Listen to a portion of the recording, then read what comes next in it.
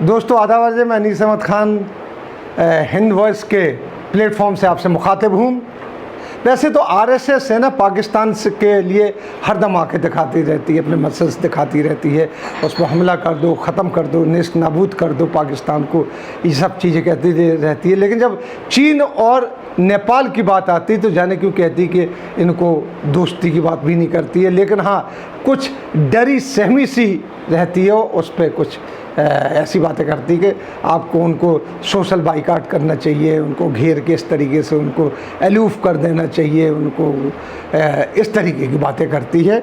RSS के भारत नेपाल के साथ बिगड़ते संबंधों को लेकर काफ़ी चिंतित तो है वो, लेकिन वो ये नहीं कह रही कि उनके ऊपर कोई सख्त कदम उठाइए। उसने कभी आज तक नहीं कहा, जितने बयान आए हैं आज तक नहीं कहा ना चीन के बारे में कहा कि चीन के लिए सख्त कदम उठाइए। हाँ, ये कहा कि उनको दुनिया से अलग थलग कर दीजिए। कैसे करें ये चीज़ भी नहीं बताया है। तो अभी जो नेपाल के साथ हुआ उसके ऊपर एक बैठक हुई है दिल्ली के अंदर, उसमें ये बात साबित की कि नेपाल से ताल्लुकात मत बिगाड़िए, बस उनको समझाइए और उनसे ताल्लुकात सुधारिए। इतने के बावजूद कि नेपाल हमारे अंदर घुसा बैठा है और हमारी कुछ नहीं सुन रहा है। यहाँ तक कह दिया है कि भारत में बैठे हुए जो लोग हैं वो हमारी सरकार गिराने को नेपाल की पूरा षड्यंत्र रचा जा रहा है भारत के अंदर बैठ के। इस तरीके से मिनिस्ट्री ऑफ फॉरेन अफेयर्स में ये काम चल रहा है। बाकायदा वहाँ के जो प्रधानमंत्री उन्होंने ये बात कही है। खबरों में बढ़ने से पहले मैं आपसे एक गुजारिश करना चाहता हूँ, क्योंकि हमारे जो चैनल है हिंद वॉइस, इसमें ज़्यादातर हम लोग सीनियर जर्नलिस्ट इकट्ठे हुए हैं जो अपनी मेहनत करते हैं और इसमें अपनी मेहनत लगाते हैं आप लोगों को ऐसी खबरें बताने के लिए, दिखाने के लिए कि जो आपको गोदी मीडिया में नहीं मिल रही। क्योंकि आप देखें वो बिल्कुल ज़ुबान बंदी चल रही है बाकी जगह, तो अखबार में तो कुछ होता नहीं है, मीडिया में भी कुछ नहीं होता, गोदी मीडिया में नहीं कुछ होता। हम वैसी खबरें दिखाते हैं जो कहीं नहीं होती लेकिन सत्य होती हैं, सत्य घटना है। अभी तक हमारे पास ऐसी कोई शिकायत नहीं आई कि आपने घटना जो डाली है वो गलत है।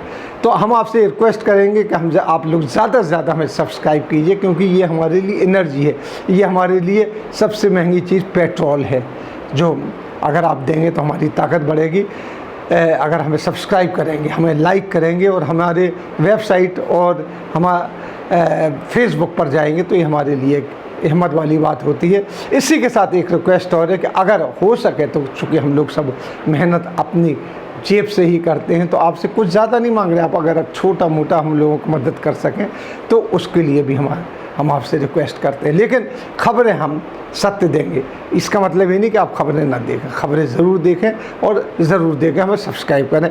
इसी के साथ बढ़ते हैं जो हमारी खबर के लिए कि हालांकि आरएसएस चीन को के बारे में मोदी सरकार की पॉलिसी का समर्थन करता है।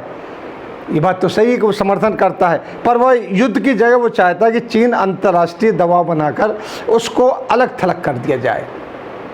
आरएसएस की ये मत है। इसी संबंध में आरएसएस और भाजपा के नेताओं की एक बैठक हुई पिछले हफ्ते लोकसभा अध्यक्ष ओम बिरला के निवास स्थान पर हुई है, जिसमें आरएसएस के महासचिव भैया जी जोशी मौजूद थे और भाजपा अध्यक्ष जेपी नड्डा भी मौजूद थे और महासचिव बीएल संतोषी भी मौजूद थे। ये लोग बड़ी बड़ी हस्तियां हैं, बाकी लोग भी थे। तो इन लोगों की बैठक हुई है। उसमें बैठक में देश की खुफिया एजेंसियों पर ये वो डाला गया है। पूरा का पूरा जो नेपाल ने जो किया है वो नेपाल के ऊपर नहीं डाला आरएसएस ने। आरएसएस ने कहा कि देश की जो खुफिया एजेंसीज़ हैं उन्होंने सही तरीके से गाइड नहीं किया, सही तरीके से भारत सरकार को नहीं बताया, लिहाजा ये स्थिति आई है। जबकि देश की खुफिया एजेंसी ने अब से 6 महीने पहले बता दिया था कि नेपाल बॉर्डर पर जो कि खंबे लगे हुए हैं, जो कि बॉर्डर पे लगी हुई हैं, वो नेपाल ने उखाड़ के फेंक दिए। वहाँ पर नेपाली लोगों को बसाना शुरू कर दिया। वो उसके ऊपर अभी तक कोई कार्रवाई नहीं हुई है।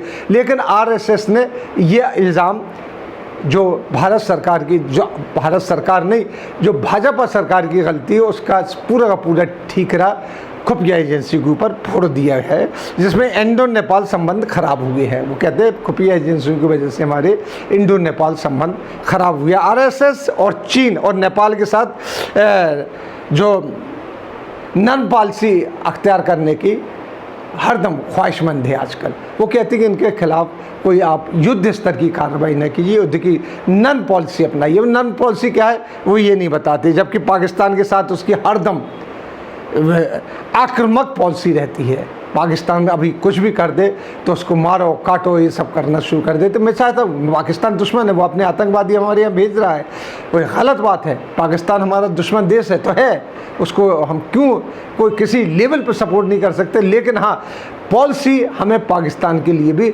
हरदम सख्त ही रखना चाहिए।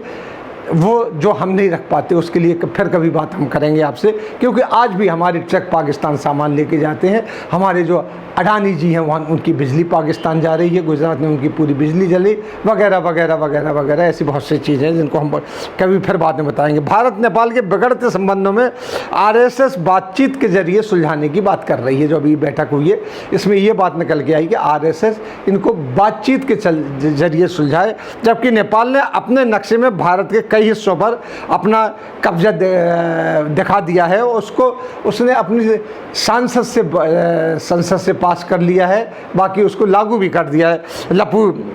लापुले, काला पानी, लिमिया घुटा और अन्य जगह उसने अपना कब्जा दिखा दिया है, जिसके ऊपर वो एडमेंट है, जमी हुई कि नहीं ये हमारी ही है, हमारे ही है, जबकि बरसों से वो भारतीय थे। और हम लोग अभी तक नेपाल को छोड़कर चीन के साथ लगे हुए हैं या फिर पाकिस्तान की तरफ चली जाते हैं। आरएसएस चीन के साथ बिगड़ते व्यापार की समीक्षा के बारे में कहते हैं कि नेपाल से भी जनसंपर्क बनाए रखना चाहिए और चीन से भी जनसंपर्क बनाए रखना चाहिए। क्यों बनाए रखना चाहिए? यहाँ सरकार सख्त कदम उठा रही है। यहाँ आप मोदी जी की जो योजना है चीन के खिलाफ उनका समर्थन करते थे हैं, यहाँ कहते हैं उनसे जनसंपर्क बनाइए। आरएसएस का कहना है कि चूँकि नेपाल एक हिंदू राष्ट्र रहा है, जो आज अब नहीं है, वहाँ कम्युनिस्ट राज है, हिंदू राष्ट्र ख़त्म करके वहाँ के संविधान भी पूरा बदल दिया है, लेकिन आरएसएस आज भी उसको हिंदू राष्ट्र मानती है। फिर चीन से बेहतर ताल्लुकात उसके हैं और चीन इसीलिए आया कि वो कम्युनिस्ट कंट्रीज हो गई है। अब तो नेपाल में कई बार बता चुका हूँ कि वहाँ की पूरी इकोनॉमी ही चाइना के ऊपर पूरी तरीके से निर्भर कर गई है। चूँकि एक तो लॉकडाउन इन्होंने राजीव गांधी के ज़माने में किया था नेपाल के लिए, उसमें नेपाल को परेशानी होती। फिर दूसरा 2015 में मोदी जी के आते साथ ही इस बात को लेके हुआ कि आप संविधान में वो रखिए जो हम चाहते हैं, आप छोटे भाई हम बताएंगे वो रखा जाएगा। तो उन्होंने बात नहीं मानी, तो आपने उनके ऊपर लॉकडाउन लगा दिया, यहाँ से सारा माल भेजना बंद कर दिया। टनों जो घी था वो ख़राब हो गया, बॉर्डर पड़े उनके यहाँ गैस का क्राइसिस हो गया। जब ये क्राइसिस चले तो उन्होंने अपना दूसरा रास्ता चीन से खोल लिया। चीन से खोलते साथ ही चीन ने उनकी पूरी मदद करना शुरू कर दी। तो आज उनके ऊपर चीन डोमिनेट कर रहा है और चीन से अब बच के जाना भी नहीं चाहते, क्योंकि चीन ने वहाँ पे रेलवे लाइन तक बिछा दी है। क्योंकि अभी तक नेपाल एक ऐसा कंट्री था जहाँ रेलवे लाइन नहीं थी, चीन ने बिछा दी है, जो कि अब उनका आवागमन शुरू हो गया। और उन्होंने माल की जो ढुलाई जो कलकत्ते से होती थी, पर कलकत्ता बंदरगाह में माल आता था नेपाल का, नेपाल वहाँ से होता हुआ जाता था नेपाल। लेकिन अब चीन ने अपने रास्ते खोल दिए कि चीन के रास्ते से आने लगेगा माल, रेल के ज़रिए या बस के ज़रिए या ट्रेन के ज़रिए या ट्रक के ज़रिए माल आने लगेगा। वहाँ पूरी की पूरी तरीके से चीन का कब्ज़ा हो गया है। इसी तरीके से आप देखिए भूटान में भी चीन धीरे धीरे आगे बढ़ते चला, कई जगह आगे बढ़ते चला जा रहा है। अब यहाँ अगर आरएसएस कहती है कि हम खुफिया तंत्र की बात नहीं, हमें बिगाड़ा है, खुफिया तंत्र ने नहीं बिगाड़ा, तो हम लोगों के पास कहाँ से खबर आएंगे? हम लोगों के पास भी खबर छन के नहीं आती है, हम लोगों के पास भी ये खबर अखबारों में छपती है, अखबारों से हम लोग देते हैं। सरकार इनका संज्ञान लेती ही नहीं है, किसी भी तरीके से नहीं लेती कि लेती है पता नहीं क्या करती है। क्योंकि अभी हाल तक जब मोदी जी हमारे नेपाल जाते रहे, नेपाल को अपना छोटा भाई और जाने क्या क्या मानते रहे, यहाँ के जो कार्टून छपते थे तो भारत माता दिखाई जाती थी, उसके गोद में नेपाल बैठा हुआ दूध पी रहा होता, तो ये भी दिखाया जाता था और सारी चीज़ें दिखाई जाती थी। क्योंकि जो चीन के जो हैं, जो वहाँ पे चीन ने अपनी कार्रवाई की है, चीन ने जो वहाँ पे काम शुरू किए हैं वो तकरीबन कंप्लीट होने के लिए हैं। लेकिन जो भारत ने काम शुरू किए थे वो अधूरे ही पड़े हुए, कुछ तो ऐसे जो शुरू नहीं हुए, लिहाजा लामोहल्ला वो चीन की तरफ मुड़े हुए। ये सारी चीज़ें हैं, लेकिन आरएसएस का जो रुख है वो समझ में नहीं आ रहा है, जबकि दुश्मनी भारत से है। भारत से दुश्मनी होने के साथ ही यहाँ का जिस तरीके से हर नागरिक चीन के खिलाफ खड़ा हुआ है या नेपाल के खिलाफ खड़ा हुआ है, खड़ा होना चाहिए, क्योंकि उन्होंने हमारे ऊपर हमला कर दिया है, हमारी ज़मीन पे कब्ज़ा कर लिया, हमारी ज़मीन पे अपना हक जमा रहे हैं, सारी चीज़ें कर रहे हैं। तो लिहाजा होना चाहिए, हमें गुस्से में आना चाहिए कि अगर हम भारतवासी, हमें आना चाहिए। लेकिन आरएसएस का ये दूसरा रुख हमारी समझ में नहीं आ रहा कि आरएसएस इस तरीके से क्यों कर रही है, जबकि वैसे राष्ट्रवादी पार्टी बनती है और हिंदी हिंदू हिंदुस्तान का नारा देती है।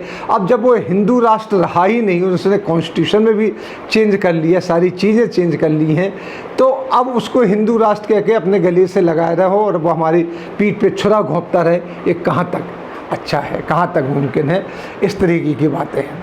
तो ये देखने की बात है कि आरएसएस का जो दोहरा मापदंड है उसको हमें समझना पड़ेगा, क्योंकि वो चीन के साथ भी बातचीत की बात कर रहा है, नेपाल के साथ की बातचीत कर रहा है, और अब भी कहीं जैसे स्वदेशी जागरण मंच भी जो विदेशी चीज़ों का बहिष्कार करता है वो सड़क पे नहीं आया कि स्वदेशी जागरण मंच ने चीन का सामान निकाल के बाहर जलाना फेंकना शुरू किया। हाँ, बयानबाजी तो की, बयानबाज तो है ही, बयानबाजी करना अलग बात है, उसके लिए कोई सॉलिड काम करना एक अलग बात है।